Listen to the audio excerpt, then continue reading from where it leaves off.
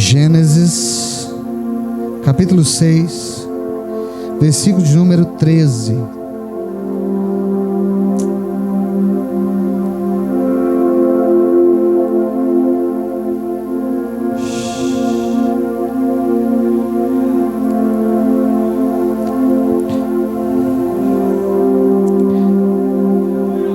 Vamos ler a partir do 12. 6:12. Posso ler? Diz amém. Aleluia. Gênesis, capítulo de número 6, versículo de número 12 da palavra de Deus, que diz assim: preste atenção, não deixe que nada roube a sua atenção nessa hora. Eu preciso de você focado para você entender o que eu tenho para te dizer nessa noite. Amém? Deus observou a terra e viu a que ponto de perversão havia chegado toda a humanidade, com as suas práticas malignas. Franciele? Então declarou Deus a Noé: eis que darei fim a todos os seres humanos, porquanto a terra encheu-se de violência por causa deles. Eu os destruirei juntamente com a terra. Faze uma arca de madeira resinosa, tu a farás de caniços e a calafetarás com betume por dentro e por fora. Exatamente deste modo a farás. Para o comprimento da arca 300 côvados, para a sua largura 50 côvados, para a sua altura 30 côvados. Farás um teto para a arca e o rematarás com um côvado mais alto. Farás a entrada da arca pelo lado e farás o primeiro e um segundo e um terceiro andar. Quantos andares tinha a arca? Agora capítulo 7, versículo de número 13. 12, 7:12 de novo. E houve grande chuva que caiu sobre a terra 40 dias e 40 noites. Naquele mesmo dia, Noé e seus filhos, Sem, Cã e Jafé, com suas esposas e as esposas de seus 3 filhos, entraram na arca. Com eles entraram todos os animais conforme as suas espécies, todos os animais grandes e selvagens, todos os rebanhos domésticos, todos os demais seres vivos, pequenos e os que rastejam pelo solo, assim como todas as criaturas que têm asas, todas as aves e todos os outros animais que voam. Somente até aí. Feche seus olhos, curve a sua cabeça. Pai, em nome de Jesus, eu li a tua palavra. Fala conosco nessa noite. Direciona a tua igreja, Pai, no lugar onde ela não entrou. Pai, assim como as estações mudam e entra um novo tempo, eu profetizo que nós entremos em um novo tempo, numa nova estação que o Senhor está trazendo para a igreja nesses dias. Pai, eu sei que o Senhor tem poder para fazer infinitamente mais do que pedimos ou pensamos. Por isso fala ao nosso coração, transforma vidas, restaura famílias e nos leva a lugares onde nós ainda não entramos. Em nome do Senhor Jesus, todos digam, olha para mim. Estamos falando aqui de uma história de um homem chamado Noé. Diga Noé. Queridos, sabe o que me impressiona nessa história?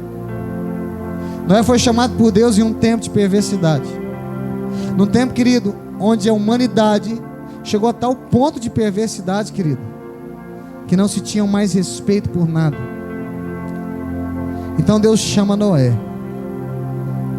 A Bíblia diz que Noé era um homem reto e temente a Deus. O que é isso, pastor? Um homem reto, um homem justo, um homem bom, um homem temente a Deus. E então Deus chama Noé por um grande trabalho. E Noé começa a construir uma arca, ou um navio, diga navio,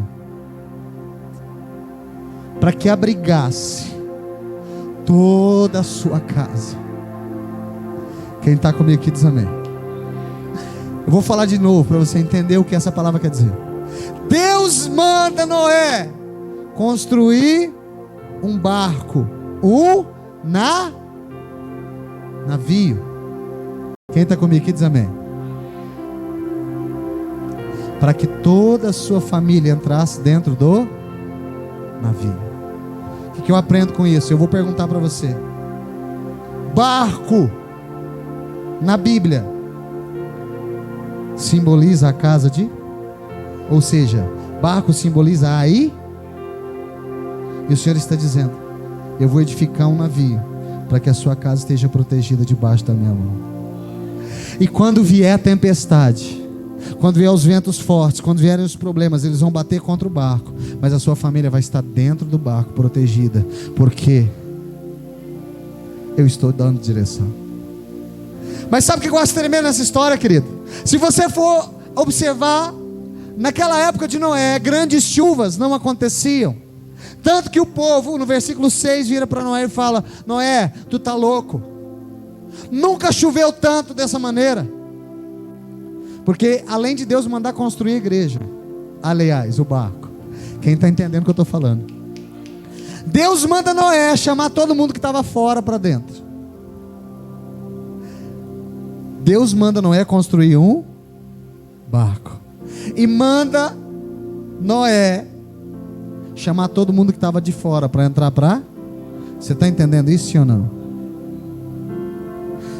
Deus edifica um lugar para proteger a família de Noé. E fala: Noé, agora vai falar para todo mundo que vai vir tempestade, que vai vir chuva forte, e eles têm que se abrigar dentro do barco. Só que tem um detalhe: para entrar no barco tem que te ajudar a construir ele. Para entrar no barco tem que ajudar a... O que você está fazendo para construir a casa de Deus? Eu não estou falando, querido, de tempo, mas nós construímos a casa de Deus, fazendo o que Noé fez, chamando os que estão fora para entrar para dentro. O problema é que a gente gasta tempo falando, querido, maioria hoje em dia das pessoas, querido, gasta mais tempo com o celular que a sua própria vida. E às vezes no celular, querido, a gente pesquisa tudo, vê tudo, e deixa de falar do mais importante, que é do amor e da presença de Deus, querido. Pelo amor de Deus, quem está comigo aí, dá um glória a Deus aí. Sabe, querido, é muito importante, querido, que nós aprendamos. Querido, pelo amor de Deus, onde está sua mente? Traz ela de volta para cá, não foge daqui não.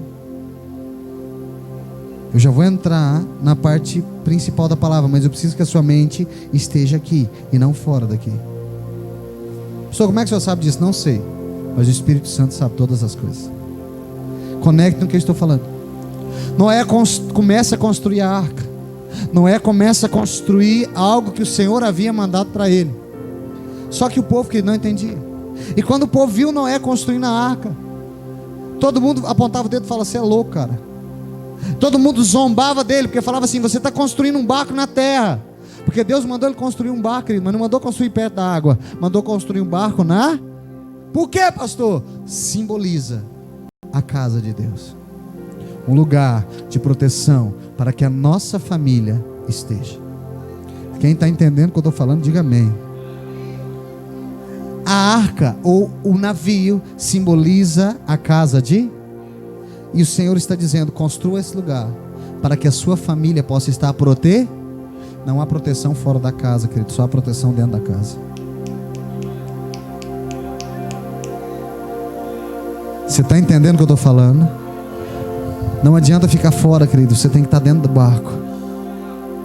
A Bíblia diz no livro de Salmos 133, diz: ó, quão bom e quão suave é que os irmãos vivam em unidade. Querido, não há união fora, só há união dentro. Por isso que é importante, querido, congregar e estar na presença de Deus, porque sempre Deus traz algo para a sua vida. Deus sempre traz uma palavra de conforto, porque a proteção não está fora, está dentro. Lembra? Livro de Salmos também, 91 diz: aquele que habita no esconderijo do... Onde você acha que é o esconderijo do Altíssimo, querido? Você tem que estar debaixo da vontade dele, dentro da presença dele. E Noé começa a construir o barco. Só que Noé tinha 3 filhos. Gerson, corre aqui na frente. Maurílio, cadê você? Mauro, vem cá. Noé não construiu o barco sozinho. Noé tinha quantos filhos? E os 3 começaram a agarrar para construir. Vamos construir o barco, bora. Pega a ferramenta aí, Mauro, trabalha. Só que enquanto a sua família trabalha... Peraí, só um pouquinho, a família está trabalhando aonde? A nossa família, querido, tem que estar trabalhando junto na presença de Deus. Não adianta separar a casa, querido. Nós temos que criar os nossos filhos e criar a nossa família dentro da vontade de Deus. Porque sempre que nós nos afastamos dela, querido, nós perdemos a proteção do Senhor.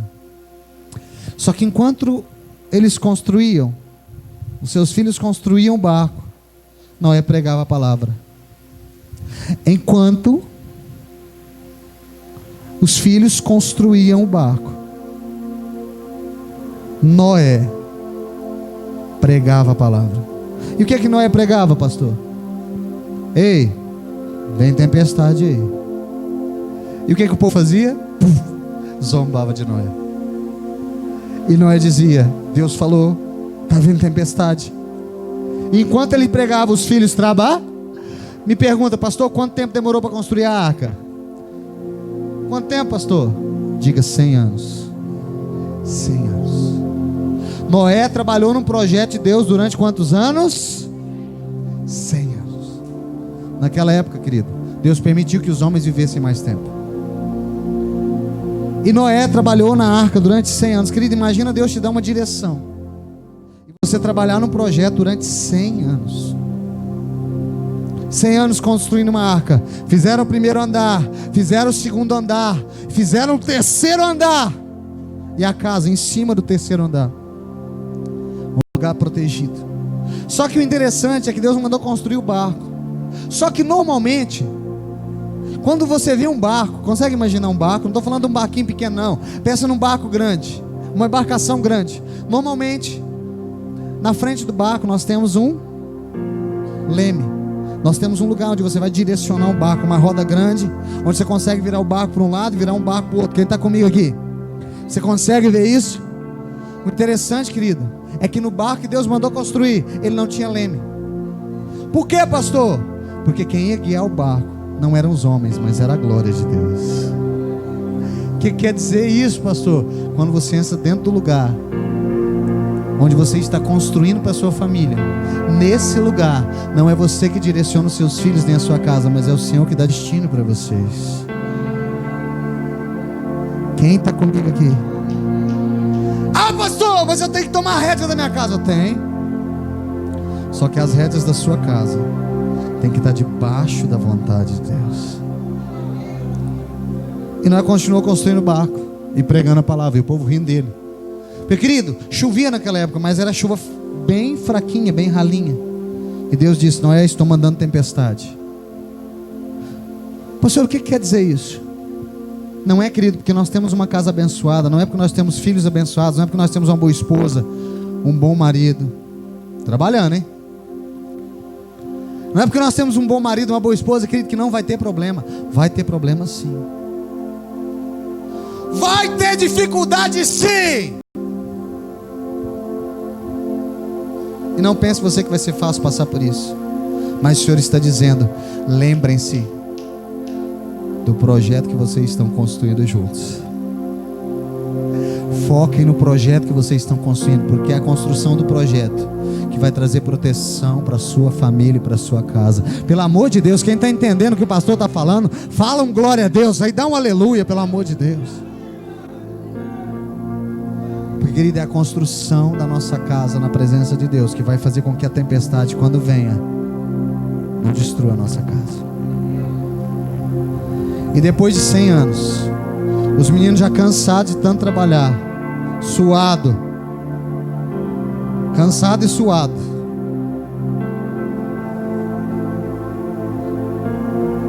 eles terminam o barco. E quando eles terminaram o barco, sabe o que aconteceu? Ainda nada. Porque depois que o barco estava pronto, o Senhor começou a trazer os animais para encher o barco. E o que fala disso, pastor? Fala que o projeto de Deus não é só para sua casa, mas envolve toda a terra, querido. O projeto de Deus para a nossa vida não envolve você, não envolve os seus sonhos, não envolve só os seus projetos financeiros, mas os projetos de Deus para a nossa vida envolvem todos aqueles que estão ao nosso redor. O que Deus tem para a sua vida não é só para a sua casa, é para a nossa cidade. O que Deus tem para você, querido, não é só para Tupaciguara, é para o estado de Minas Gerais inteiro. Não só para o estado de Minas Gerais, é para o Brasil e até os confins da terra. Mas depende até onde vai o seu sonho. Porque, querido, o projeto de Deus, ele começa dentro da nossa casa. Quem está comigo aqui? O projeto inicia dentro da casa, mas ele se estende para toda a cidade.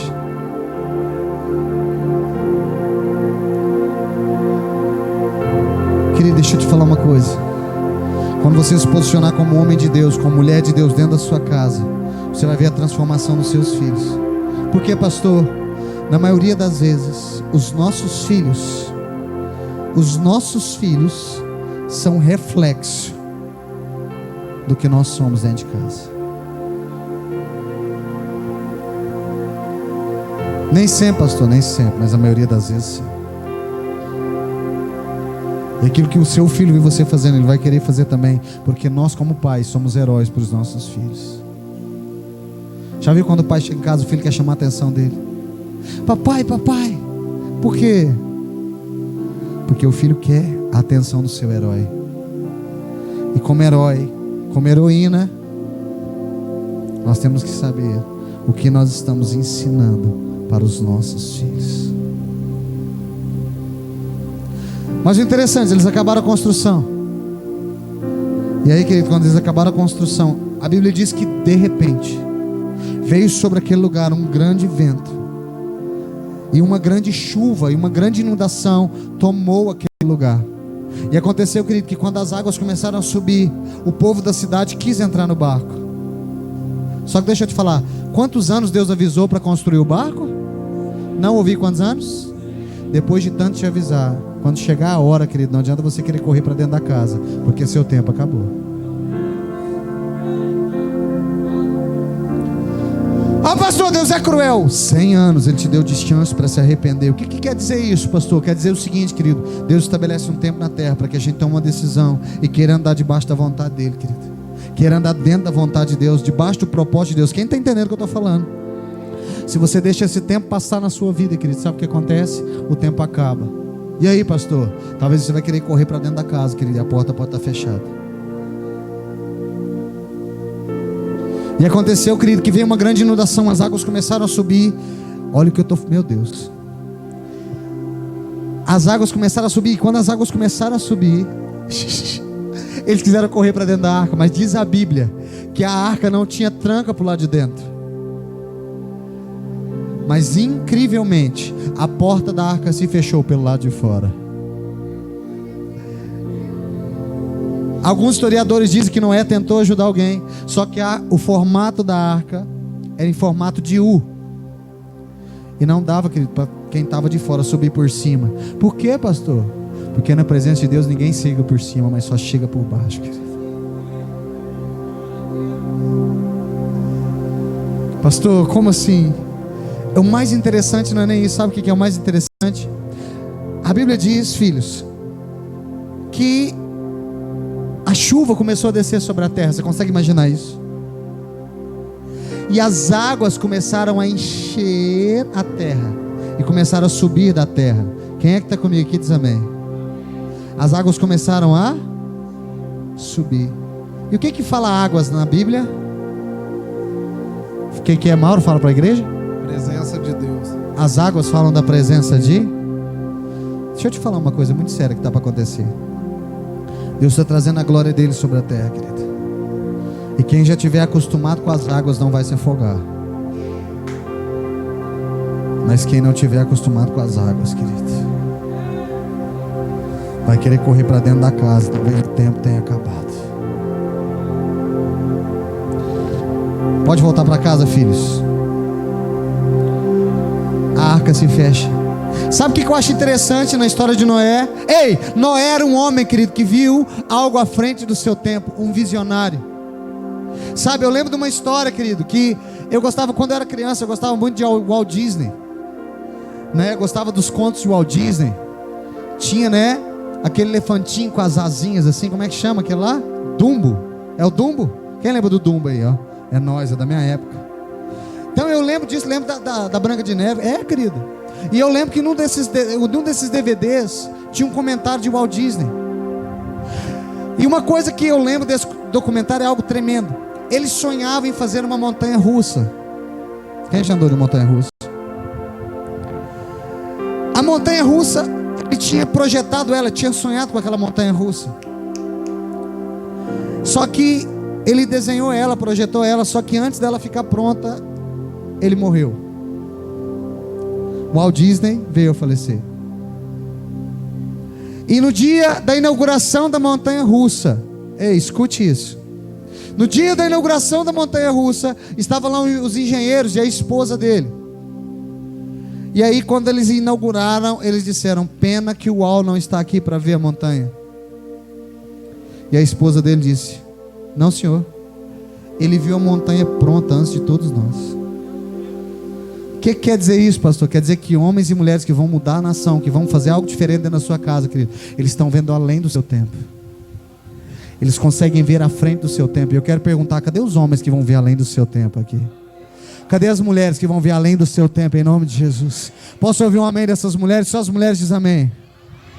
Só os homens agora digam amém.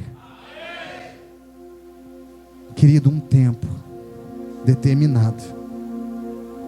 Outra coisa que me lembra tremendamente, eu quero que você entenda o que eu quero te dizer nessa noite. Eu vou fechar a palavra.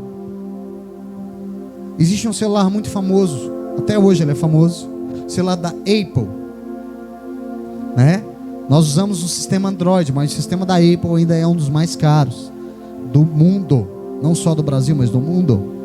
Enquanto o celular convencional custa 1.000, 1.200, o celular da Apple custa 3, 4, 5, 6, 10 mil reais. E um dia, Steve Jobs, um dos maiores, eu acho que eu estou confundindo o nome, mas o dono da Apple, um dia, quando ele foi lançar o seu celular, ele virou para os seus engenheiros e eles mostraram um protótipo do celular. Quem está comigo aí diz amém.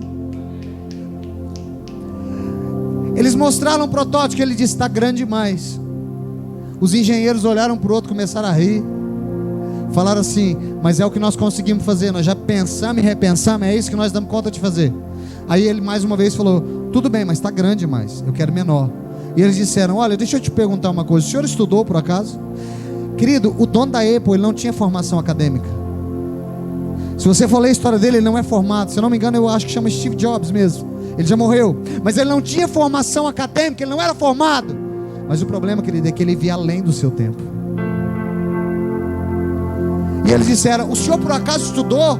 Sabe, nós somos engenheiros, nós estudamos. Não há mais espaço, não dá para diminuir. Steve Jobs falou: ok, pega um balde d'água para mim. Buscaram um balde com água. Ele pegou o protótipo do celular da Apple, jogou dentro do balde. Saiu ar. Ele disse: se tem ar, é porque ainda tem espaço. Os engenheiros olharam para o outro e falaram assim: meu Deus. E foram refazer o protótipo. E o celular da Apple, querido, cabe na sua mão hoje. O que quer dizer isso, pastor? Não se conforme, querido, com o que está acontecendo com a sua família, com a sua casa hoje. Porque Deus manda eu te dizer nessa noite: tem jeito de mudar sim. Tem jeito de transformar sim. Tem jeito de você sair desse lugar sim. Mas pastor, o senhor não me conhece. Pastor, é difícil demais vencer as minhas próprias vontades. Querido, o problema é esse: você quer vencer elas, enquanto Jesus promete vencer elas para você. Não, você não entendeu. Se você tivesse entendido, deixa eu dizer de novo. O problema, querido, é que você quer vencer as suas vontades, enquanto Jesus disse: vinde a mim todos estáis cansados e sobrecarregados, e eu vos... Quem te alivia não é você, mas é Ele. Quem carrega o seu fardo não tem que ser você, tem que ser Ele. O problema é que você quer colocar tudo nas costas e carregar. Por isso que tem muita gente sofrendo, por isso tem muita gente, querido, apanhando da vida. Por quê, pastor? Porque em vez de deixar Jesus resolver os problemas, em vez de deixar Jesus trabalhar na sua vida, você quer resolver problema.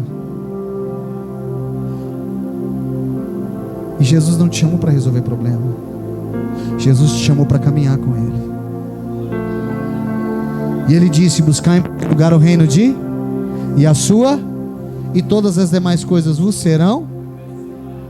Querido, enquanto você busca a presença e a glória de Deus, enquanto você busca a presença e a glória de Deus,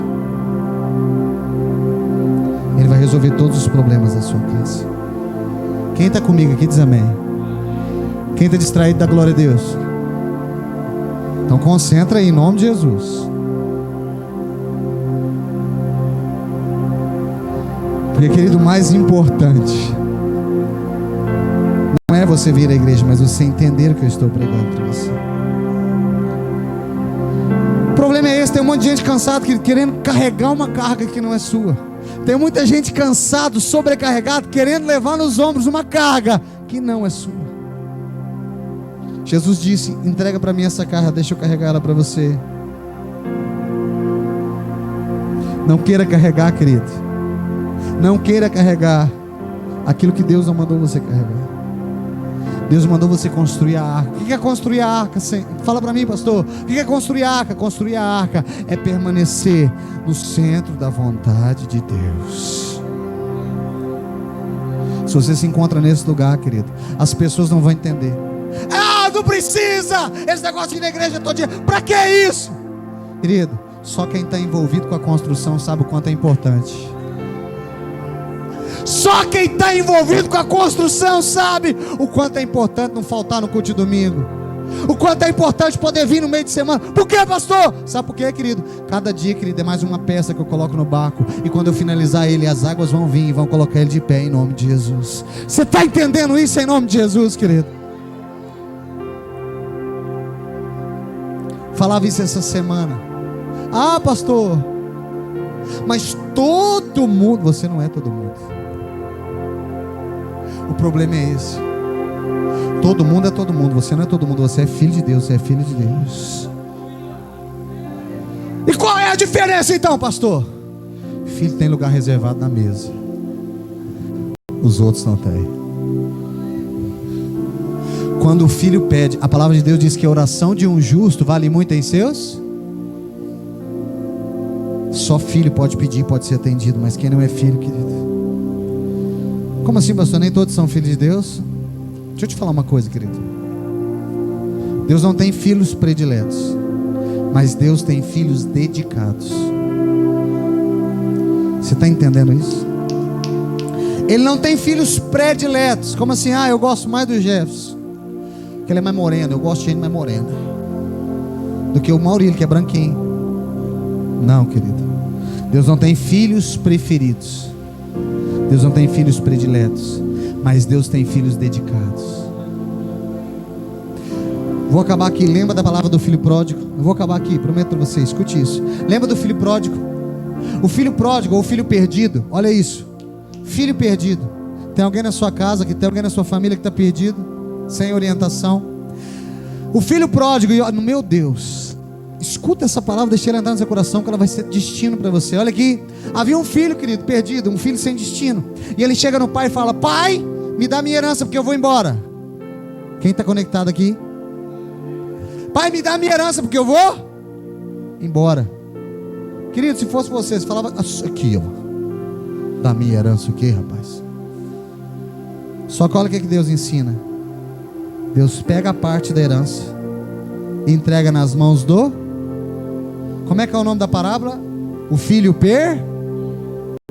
O pai fala: você quer a sua parte? Está aqui. Só que tem um detalhe: o filho era um filho e Deus entregou a herança. E aí o filho sai. E aí o filho, querido, vai gastar tudo aquilo que ele tinha, de qualquer maneira que você imaginar. Ele vai torrar o dinheiro. E aí, então, querido, depois de acabar com todo o dinheiro e perder todos os amigos e apanhar muito da vida, olha aí. Sabe por que às vezes alguns filhos não crescem? Porque nós queremos ficar guardando os nossos filhos debaixo da nossa saia. Deixa eu te perguntar um negócio: como é que você cresceu? Apanhando, pastor. Então por que você não quer deixar seu filho apanhar?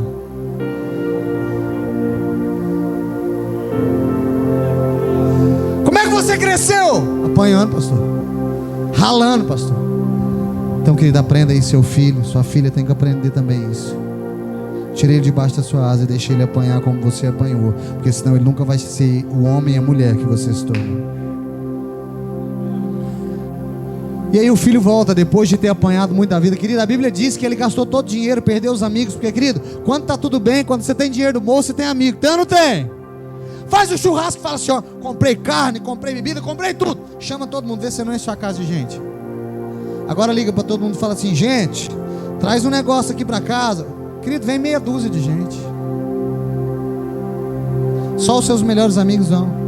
Meu pastor falava o seguinte, olha, faz uma festa de aniversário e chama todo mundo. Você vê se não vem. Agora liga para eles e fala assim, gente, traz um negocinho pra gente fazer uma festa de aniversário, para você ver quantos vão na sua casa. E aí acabou o seu dinheiro, acabou os seus amigos, porque quando acabou o dinheiro, acabou os amigos. E aí, querido, ele foi arrumar emprego, ele precisava comer, estava com muita fome. Olha aí, lá na casa do pai não queria trabalhar, queria a parte da herança. Olha aí. Aí quando acabou o dinheiro, ele ficou com fome, ele teve que trabalhar. Se você não aprende por bem, você vai aprender por mal. Aí ele foi trabalhar e disse que ele pediu emprego para um dono de uma fazenda. E o dono da fazenda disse, eu não tenho dinheiro para te pagar. Se você quiser receber, eu te pago em comida. Ele falou, tudo bem, eu só quero trabalhar. E ele foi trabalhar de alimentar os porcos. E quando ele jogou o alimento no coxo dos porcos, ele estava com tanta fome que ele se jogou no meio do chiqueiro e comeu com os porcos. Você está comigo aqui? Enquanto Deus quer que você se sente na mesa, você está querendo comer aonde Deus não mandou você comer. Deus está chamando os filhos para sentar na mesa, enquanto você, querido, está sendo levado pelo inimigo para comer com Satanás, junto com os porcos. Aí ele toma consciência e fala assim, olha, na casa do meu, até os empregados comem na mesa, até o menor da casa se senta na mesa. Olha aí, meu Deus, escute isso. E ele fala, então vou voltar para a casa do meu pai, pedir perdão e pedir que ele me aceite de volta. E aí ele vai, querido, ele larga o emprego e volta para a casa do... Não interessa onde você esteja, nunca abandone a casa do pai. E quando ele chega na casa do pai, ele tem uma surpresa. O pai estava na porta da fazenda esperando ele. Por quê, pastor? Porque sempre, querido, que você se arrepender e quiser voltar para casa, Deus está te esperando com os braços abertos. E ele chega na porta de casa, a primeira coisa que ele faz é se lançar aos pés do pai. Vem cá, pai. O jovem chega e se lança aos pés do pai. E antes que o pai pudesse falar alguma coisa, ele fala, pai, eu pequei contra Deus e contra ti. Me perdoa e me deixa pelo menos ser um funcionário da sua fazenda. O pai naquele momento abre um sorrisão. Credo. O pai abre um sorrisão. E ele diz assim, traz a capa, traz o anel. E aí ele vai e pega a capa. Cadê a capa? Guardei a capa, você quer ver? Rapaz, eu guardei a capa, você deu sorte. Ele pega a capa e cobre o filho e coloca um anel no dedo do filho e fala, volta para o seu lugar, porque agora você entendeu o que é ser filho. E por que eu me preocupei com a capa? Porque capa fala de cobrir. Se estás sem proteção, estás sem direção. Você está entendendo isso? Vem cá, Maurílio. Capa fala de cobrir. Não adianta, querido, você querer sair fazendo as coisas aí se você não tem cobertura. Você só pode se mover na terra se tiver a cobertura dos céus.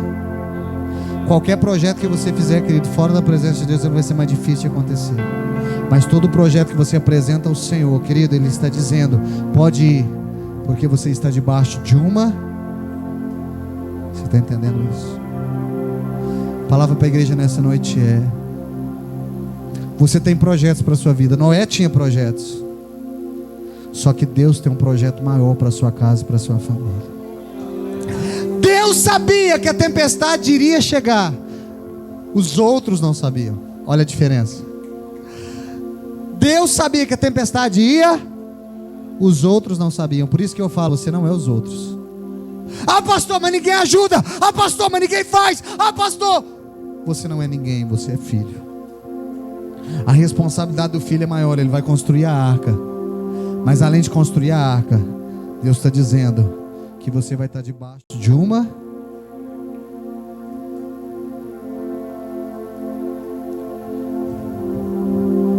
E quem está debaixo de cobertura tem direção de Deus. E debaixo da direção e da cobertura de Deus, nenhum dos seus projetos e nenhum dos seus sonhos pode ser frustrado em nome. Se você entendeu, aplaude a Jesus, pelo amor de Deus. Não adianta, querido, você querer fazer projetos e sonhos se você não está debaixo da cobertura do Senhor. Ou você se apega ao Senhor, ou você está sem direção. A Bíblia diz que aquele que está com Deus, querido, aquele que caminha com o Senhor, há proteção sobre ele, e nenhum mal o atinge. Salmo 91:10, para mim, acho que está escrito: 1000 cairão ao teu lado, 10.000 à tua direita, mas tu não serás. Salmo 91:10. Nenhum mal te alcançará, nem desgraça alguma chegará até a tua casa, porque aos seus anjos dará ordem ao teu respeito, para que te guardem em todos os teus. Com as mãos dele eles te sustentarão, para jamais tropeçar em alguma pedra. Volta lá, deixa eu ver aqui. Deixa eu abrir aqui para me ver. 1000 cairão ao teu lado. Acha aí para mim, sério, para você tá mais fácil. Salmo 91, verso 7. 1000 cairão ao teu lado, 10.000 à tua direita, mas tu não serás. Por quê, querido? Você está debaixo da proteção do Senhor. Então deixa eu te falar uma coisa. Traz sua casa para esse lugar, para debaixo da presença de Deus, e nenhuma seta do maligno vai entrar na sua casa. Quem quer que a sua casa seja abençoada? Quem quer que a sua família seja abençoada? Então levanta a sua mão direita e diga comigo: Senhor. Mão direita, diga: Senhor, me ensina a colocar a minha casa, a minha família, os meus filhos e, o mais importante, os meus projetos debaixo da sua vontade. Se coloca de pé em nome de Jesus.